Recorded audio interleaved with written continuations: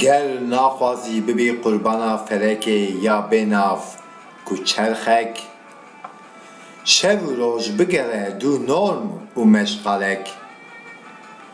Dumanên volkanan jî nebûn derman ji bo xwezan, ên çixarê ne şev ne jî rojê nabe ji te ra derman.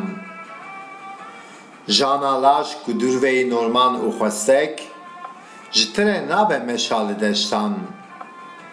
Nebe bêjiyana derdor û gerên derdor û axan, dûre hil negre gopal di temena ciwan. Ne duman, ne şûjin, ne jî jan û eleman, ji berê zayînê heta niha nebû çare nûsa ti gelan. Dibe ger dixwazî mafên ên rewa ji bo xwe û gelan, xwe bide nasandin bi mafê bîrxwebûn ya însan.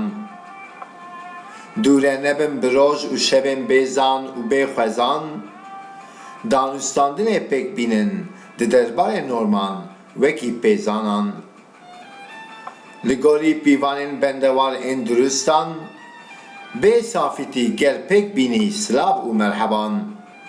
Her şev û rojên we wê bibe jiyana bi huzûr ên wek kizkizokan, ger jîr û zanebûnê maf bibînî ji bo her însan. Vê demê tu û wan winê bibiriqin wekî pêlên daran, dar ger jiyan û nasna me ya di heman demê da cîhan.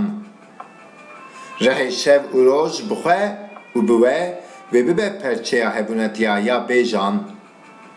Jan ne mafê ji xwe ti gelan, lê her wiha jiyan û huzûr mafê her însan, xwe nexapînin bi gotina çerxa felek, ji xwe însanê de afirîne rastiya felek.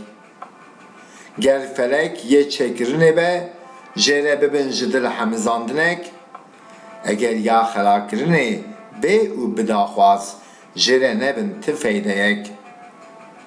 Her dixwazin ger qezenc û serkeftinek, bi nirxên însanî, zana, zanistî û norman bibin yek. Vê demê felek her şev û roj dibe rûkeniyek, ha yek, ha gel, ha ji bo her nifş û gelek. Wekî dara melek, rûkeniyek bi xwe, bi hev û yek bi yek, ji bo jiyanek wek hev, a gel û gelek.